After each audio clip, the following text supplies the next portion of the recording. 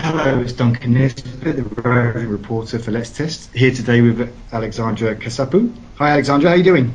Hi Duncan, very well thanks. How are you? Okay. I'm very good, thank you, very good. I want to thank you for taking the time out to chat with me today for Let's Test. No problem.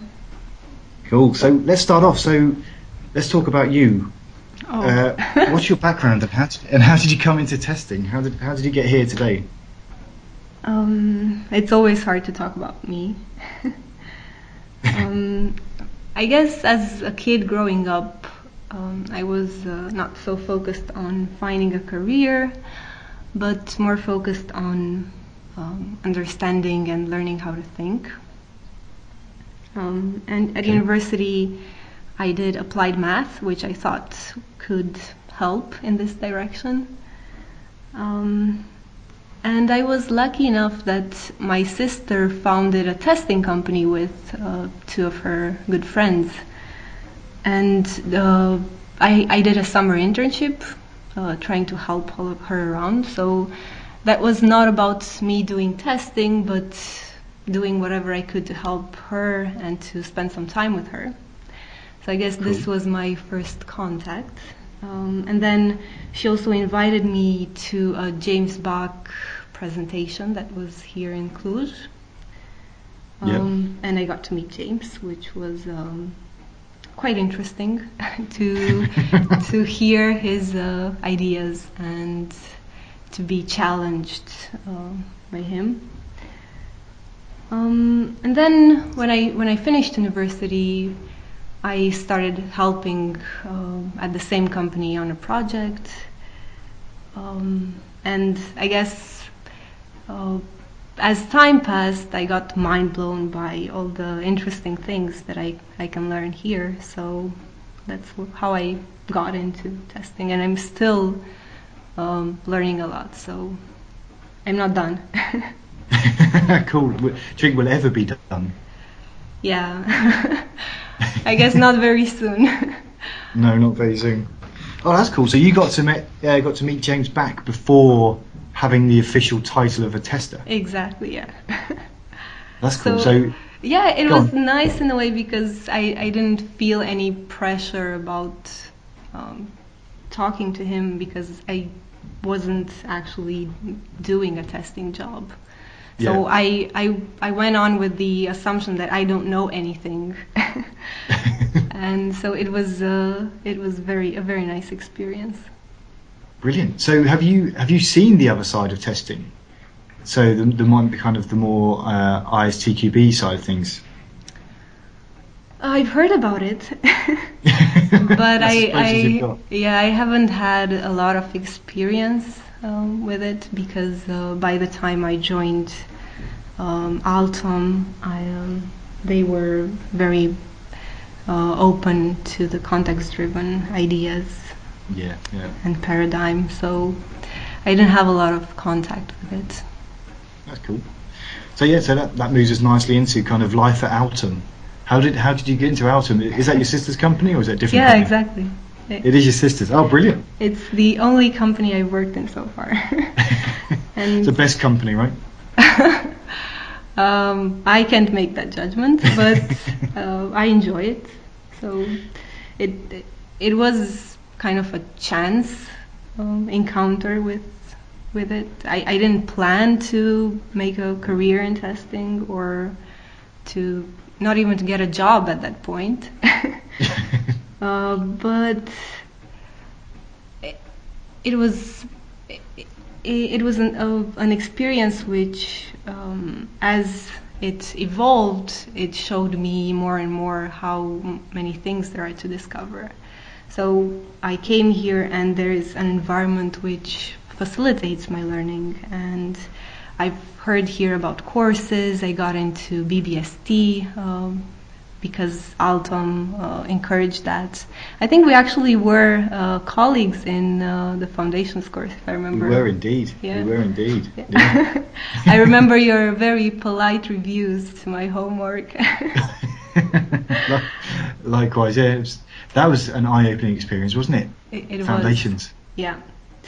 And then there were a lot of books that I found out about, and I read a lot of things that interest me beyond the 9 to 5 time span. So reading about how you do research and studying irrationality and learning about engineering, it's been great. Yeah. Certainly from outside out, it seems the people there working there have that luxury of freedom, have the time and the kind of the motivation to go and explore those different avenues. That's certainly what I see from the outside. Is that true on the inside then? It sounds like it. I think that free is a good word. I think that I've met here people which have different kinds of skills, and they get their motivation from different places, but in the end what's important and what brings us together is the means to be able to explore them and to being encouraged to do that. So yeah, I think it's quite a free environment. Excellent. So you mentioned BBST. So obviously Alton's now running BBST. Yeah. And you are an instructor. I am, yeah. Fantastic. How are you finding it? Oh, it was very insightful to start teaching the courses and to teach the courses along Cam and to ask for feedback from him. Yeah. I learn new things every time I do a course, so I can't complain. That's awesome. It's a really great experience to be on the other side after I've completed the courses as a student. Each time I do the course as an instructor, I see new things in the material, in the readings, from the interaction with people's experiences. So it's a very, very rich experience. And excellent, yeah, and as you say, taking that experience and kind of validating it with Kem is probably, I'm sure imagine they're quite fascinating conversations. Yeah, it's Kem. I really enjoy Kem's style of providing feedback, right. And it's helped me a lot. So yeah, I can only recommend that. Fantastic. Yeah, no, the test design is on my radar for when you guys start running that. I'm gonna try it with you guys. That's good see to what hear. happens. Yeah, we haven't had a test design class yet, so we'll see when we schedule one. I'll let you know. Yeah, I'd appreciate that. Cool. So you talked about learning outside the 9 to 5 job. Where did that motivation come from? Was it a kind of a realization like I need to keep ahead of the game, or was it is that your personality? Well, as I said, I got attracted by what I'm doing now because of the learning. Yeah. So I think that was something that a motivational factor for me for a while now. It's hard to pinpoint where it started from, but in the testing area, I think that beginning to understand how little I know was a great point from where to start learning stuff and wanting that. That's quite a brave thing, isn't it? Recognizing what you don't know. Yeah, it is. Yeah, I know. I go on. As I've said, when I encountered James Bach for the first time, I started with this expectation that I didn't know a lot. So the environment that I worked in was also safe in this respect. I had a lot of time for learning, so it was quite comfortable, I guess, in my context. That's really good. Yeah. I'm guessing that some other contexts are not as comfortable as mine. What was your experience with this? Just that when I think I understand something, I have a conversation with someone else to kind of, just have a chat about it, and then I realise there's so much I don't know, or I start researching into it and realize there's so much I don't know. It's just like, oh my god, was I spouting rubbish for the past 2 years and actually didn't know what I was talking about. And I think that's why I love our community so much, is because there's people who are willing to engage with you and have that kind of conversation and give you the time, 'cause time is precious, right? And they'll sit there and they'll take the time, like you are now when we're having this conversation, which is fantastic, and challenge you. Yeah. And I just think that's a really good sign of respect and just feeds the knowledge sharing, doesn't it, of our community? Yeah, and I think that at least in the academia environment that I was in, there's a lot of emphasis on theoretical knowledge, but I found that a lot of the knowledge is also of different kinds. A part of knowledge is practical, and you get that only by having experiences and sharing it with others. And then there's the third kind of knowledge, which is the familiarity knowledge, which is about interacting with others and seeing their points of view. So I think that part of the learning experience is also that, being challenged and seeing other perspectives. Walking a mile in somebody else's shoes kind of thing. Yeah, I guess so. Cool. Right. So that kind of leads nicely into your Let's Test session, right? So you're examining your test skills, or examine your test skills, sorry. So talk us a bit about that. I think we kind of touched on it there, but talk us a bit about your session and what people can expect to get from it, without too many spoilers, eh? I will try. Well, the whole idea with doing this workshop started a while back, and it kind of grew nicely because I started with a presentation, and then I did another presentation which was related, and then I realized that I like the sharing aspect.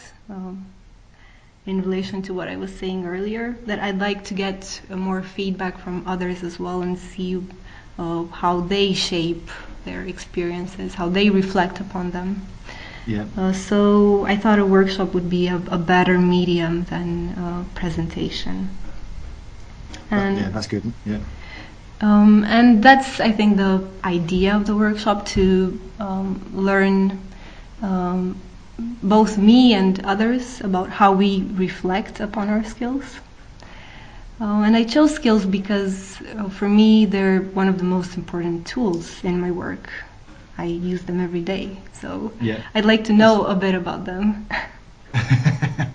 That's really interesting. So you use skills as tools. Exactly, yeah. Oh, that's good. And also, not only your wisdom in this session, you're also using the physical black box devices, right? Yes, I am. That is unique. And very appreciated from what I experienced so far.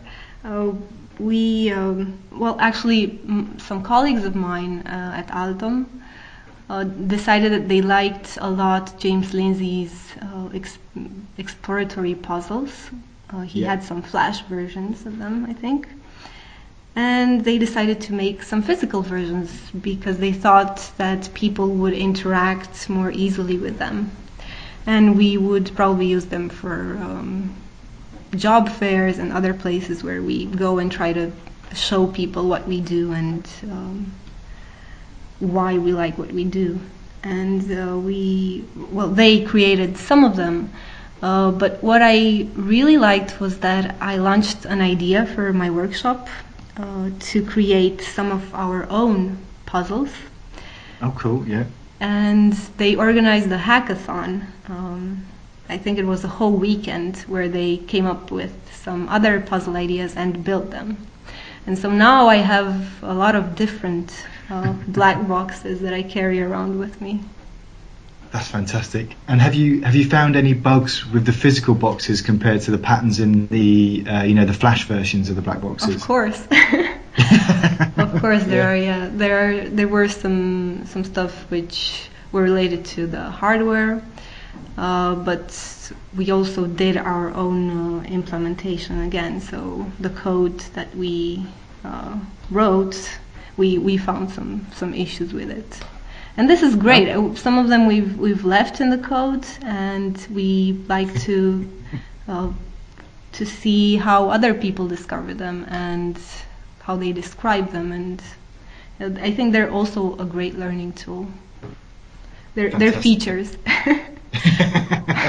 That's it. Yeah, it's good. So James has had a play with them, hasn't he? Did he find anything unexpected? I'm not sure. I remember seeing him in the lab, checking them out, but I haven't had a talk with him about this. Fantastic. And you've run this workshop at Let's Test, well, this year, wasn't it? Earlier in May. Yes, I did. That was the first time when I ran it. I did a dry run in our local testing community before. Cool. Which was very helpful, but the actual workshop experience was also very helpful. I bet. So what have you taken from Let's Test in Sweden that you're taking to Let's Test in South Africa? Can you say, or would that be a spoiler? I think I can share, yeah. One of the things I found out was that with the boxes, which are a very attractive problem-solving situation, it kind of backfired, because my point was to help people focus on reflection, but what I did was I got them these cool toys to play with. So it was a bit challenging in a few moments. So I learned that I need to bring more focus on reflection, and I do that by some analogies, and I try to balance the reflection media that we use in the workshop, so to vary the ways in which we do reflection. And I thought it was also helpful if I provide people who attend with a clear framework for analyzing skills, because it's sometimes difficult to pinpoint what is a skill and what is not a skill, and how to search for them in a problem-solving situation. Yeah. And I started to do that, to create an app. I had a pet project, actually, a lot of weekends, which helps you create your testing skills map and to share it with others. So it's currently in beta version, but I will use it at Let's Test and see what people can make of it. Exciting. Excellent. Thanks, Alex. So is there anything else you'd like to talk about?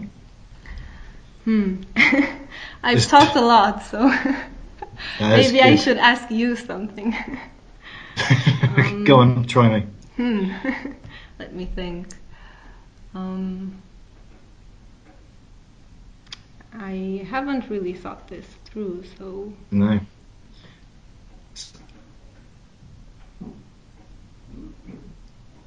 Let me see if I have something. I think I've covered what I wanted to talk about related to the workshop. Is there anything you are curious about in the workshop, or something that sparked your interest in the program? So I'm obviously curious in the workshop, and I'm gutted I just can't be there, full stop. But I don't dig too much into the workshop in case I cause any kind of spoilers. But just to say that I'm a fan of the black boxes as well. Okay, that's great. Yeah, I'm a fan of the physical black boxes, but I have to make do with the web version. So I'm trying to convince my wife, the financial officer of my company, that I need. He uses some MIDI controllers, doesn't he? So I'm trying to convince my wife that I need one of those MIDI controllers, so I too can do the same. Yeah, we're using Arduino for some of them, right. And one model is only with logical gates. So I think you can get to build one for yourself, and it won't cost too much. Oh, right, okay, that might be an idea. So yeah, if you want one, just build one. Yeah, you want it, build it. But yeah, so what are the programs? So I'm looking at the program now in front of me. Who am I interested in? They all look good, don't they? So like the tester and developer story, I'd be interested in hearing that story and to see kind of what tips and tricks or what they use in order to build that relationship. Because that's a big thing for me, is building relationships between the testers, the programmers, and the business as well, right? Which is, I think you're in the same kind of space. Yeah, however it seems at first, it's always a people problem. Yeah. So there's that kind of side of things. But yeah, and the user story mapping as well. That's a new thing that surfaced from Patton's. Was it? Yeah, Jeff Patton's book, wasn't it? So I'm interested in that as well as a kind of a physical tool to actually try ideas out. Yeah, I think Goiko Adzik also had some material on this. I'm not sure though. Yeah. I think his slant, I think it's very similar, isn't it? But I think his slant is impacts. So he starts with an impact. Right, impact mapping. Yeah. Yeah. I think probably comes to the same conclusion, I should imagine. Don't know, I need to dig into them deeper. There you go. There's an authentic problem. Cool, that's it. And obviously you've got the stalwarts will be there. So Scott, Leo, Dawn, Ben and Maria. Yeah. Peter. It should be a lot of fun. Yeah, and Martin here and Anna. Yep. That'd be really good. So what are you looking forward to? Put you on the spot. Phew. I haven't had a lot of time to study the program, but there definitely are some very interesting things here. I'm looking forward to the Excel in testing session. Yes. I think that should be very interesting. Of course, I noticed in the program I'm watching it now. I'm looking at the list, and there's a tea break. So instead of coffee breaks, I see tea breaks everywhere, which is a small detail, but I appreciate it because I'm a tea drinker. So. So what is it? That Red Bush tea? Is it Rooibos? Rooibos, yeah, exactly. Rooibos, yeah. From the source, that should be nice. Yeah, that should be really good. Have you been to South Africa before? Nope, never. Fantastic. Yeah, I just finished my visa procedures, so that was quite challenging. Was it? That was an exploration in itself. Exactly. Well, it's part of the journey to South Africa, I guess. Yeah. And what about South Africa? It's on a very similar time zone to us, isn't it? It's like straight down. Yeah, I think it's the same time. Yeah. The same time zone. That'd be right. Because I think it's like an hour or 2 hours ahead for us. So yeah, it'd be pretty much the same for you. It's just like you fly for that long and you get out and it's still at the same time. It's like, yeah, brilliant. Yeah, it's very nice. I won't be jet lagged at least. I will be tired but not jet lagged. Yeah. That's it, and full of airplane food as well. It kind of stodges you up. Stodge? Is that a word that translates? I don't know what that means. Yeah. Makes you feel full. Okay. Very filling. I so see. Like a pie and mashed potato. Filling. It's like stodge. You know, when you got a bit cold, you want stodgy food. Well, I guess it also depends on how much you eat, but yeah, I see what you mean. Yeah, that's it. And there's salad. Fantastic. All right, Alex. Well, I've got before we pull out thread for it. We've gotten to food, so is this good or bad? That's good. It's good. It's my lunchtime. Perhaps that's what's on my brain. Maybe. Yeah. Going to get myself a wrap, a healthy wrap. Fantastic. Anyway, we digress. So I want to thank you, Alex. I really appreciated your time. Thanks for talking to me. No, likewise. And will we see you at Let's Test in Sweden? Not sure yet. No? I don't make plans so far, usually, but who knows? Who knows? And where else can we see you next? So you're crikey, you're part of the Eurostar program committee. How's that going? I was last year. I'm not in this year's program committee. Right. How was it? Was it good? A challenge? It was a very different perspective to participate at choosing the speakers and creating the program. And it was a different experience also when attending the conference, because I was more focused on making sure that the speakers have everything they need and to help anyone, like the attendees find the talks and so on. So it was very nice, different from what I had experienced before. Fantastic. It's good. It's a great way, isn't it, to learn how to improve your proposals, is to review other people's. Yeah, you get a lot of insight from seeing so many submissions, very interesting ones too. So yeah, and next year I will be at Test Bash. I think that's my cool. next stop after Let's Test South Africa. Other than that, I don't have any other plans. So who knows? Who knows? Let's see what happens. Cool. Thank you, Alex. I'll say cheerio. I'll leave you to it, and I'll speak to you soon. Okay. Thanks. Bye. Have a great lunch. You too. Bye-bye. Bye. Bye.